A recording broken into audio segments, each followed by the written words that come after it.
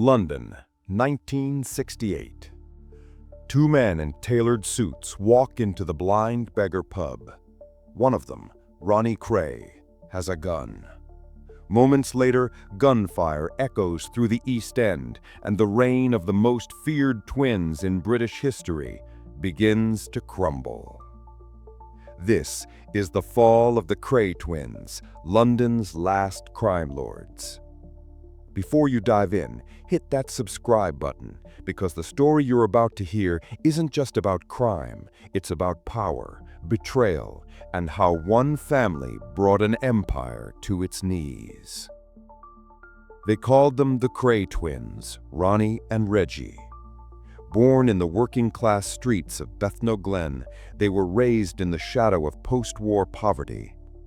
But these boys had ambition, a hunger for respect, for fear, for fame. By the early 1960s, the Krays weren't just another gang. They were London itself. They ran nightclubs where politicians, movie stars, and gangsters rubbed shoulders. Frank Sinatra, Judy Garland, even members of Parliament came to drink under their roof. The Krays sold an illusion of class, sharp suits, slick hair, and brutal efficiency. But behind the charm was a world ruled by terror. Ronnie Kray, unpredictable, paranoid, and violent, had a mind like a ticking bomb.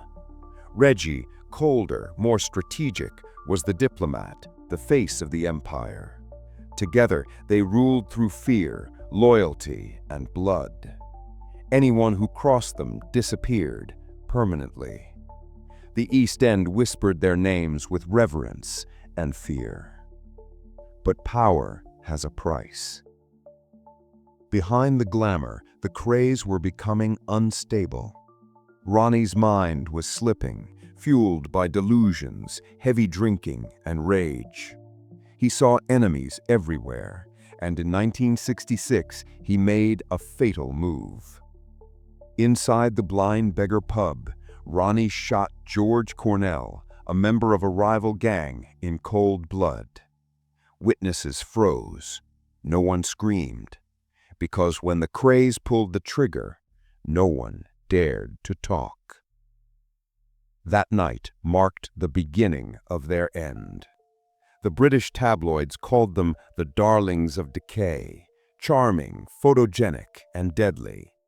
But behind the headlines, Scotland Yard had been watching. Detective Leonard "Nipper" Reid was building a case, slow, methodical, unstoppable.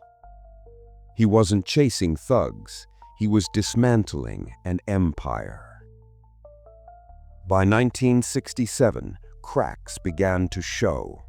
Their once loyal soldiers were jumping ship, money was drying up, and the celebrities who once drank with them now denied even knowing their names.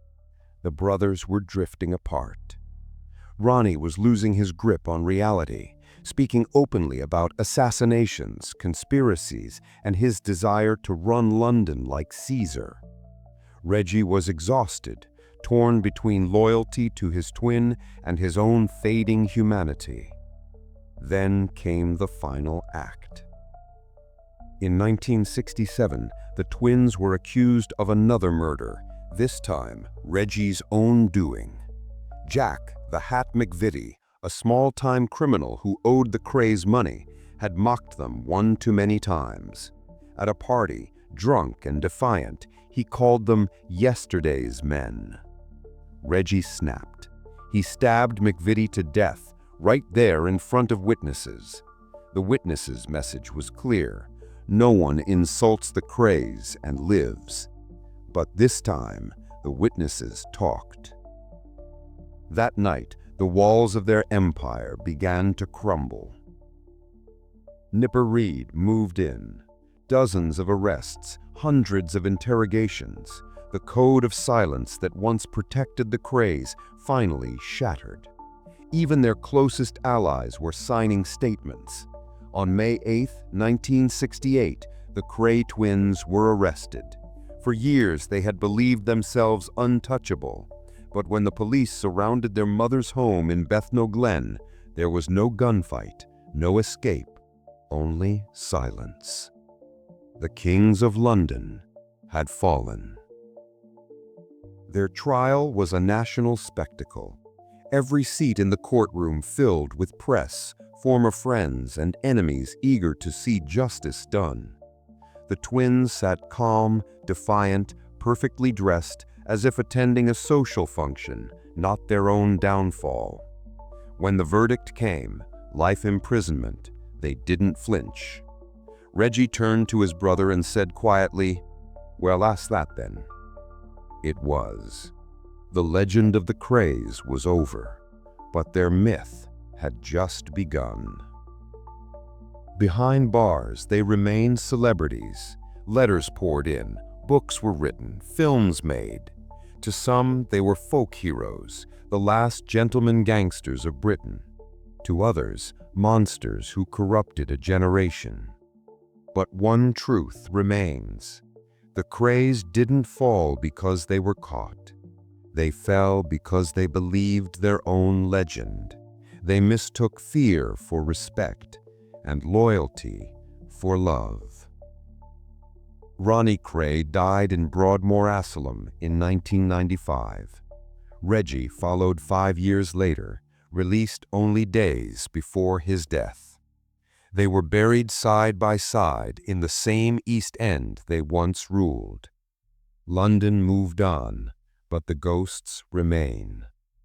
Every dark alley, every old pub, every whispered story still carries their name.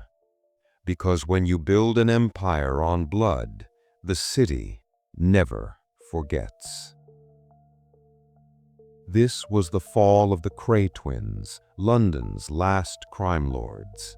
If you found this story compelling, hit like, share it with a friend, and subscribe for more true tales from the underworld, where power, loyalty, and betrayal collide.